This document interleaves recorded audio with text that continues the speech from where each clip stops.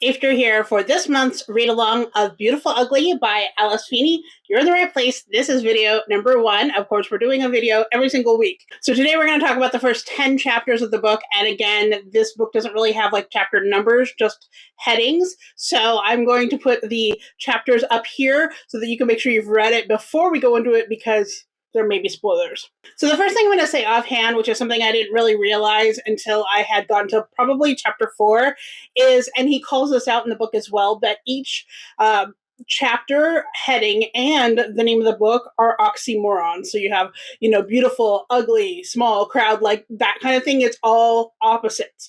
And that was really interesting to kind of realize, there as you're reading it.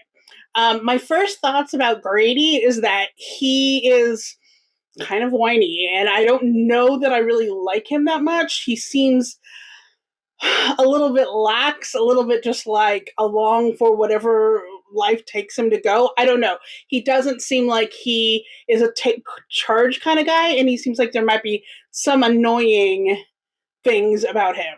And while I at first really enjoyed Kitty, which was the woman who's the publisher or the agent or whatever for the book, I thought she was really interesting and I kind of liked her. I thought she was fun.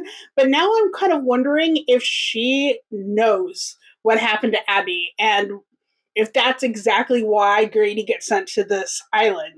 Would you be able to stay on an island like this without any phone or internet, like, at all, and like almost no food at first? Like, I don't know, maybe sometimes I feel like I live in a situation where, we're so used to having things like that as idyllic it would be to live on an island, like not being able to at least phone out or have the internet would probably be something I couldn't do.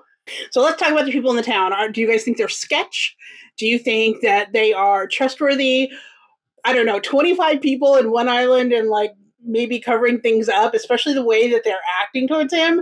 Like, are they just being protective about the town, or is there something nefarious going on this island? Especially because did he not find the bones underneath the floor? Like, what is that about? And the more that I read about Grady, the more of a creeper he seems to be, but I'm really intrigued to see what Abby was actually lying about when it comes to who she is. So those are my first thoughts for the first 10 chapters. Remember, next week we will be reading these chapters up here and discussing them. I hope you come back along. Please tell me your thoughts down in the comments so that we can keep this discussion going.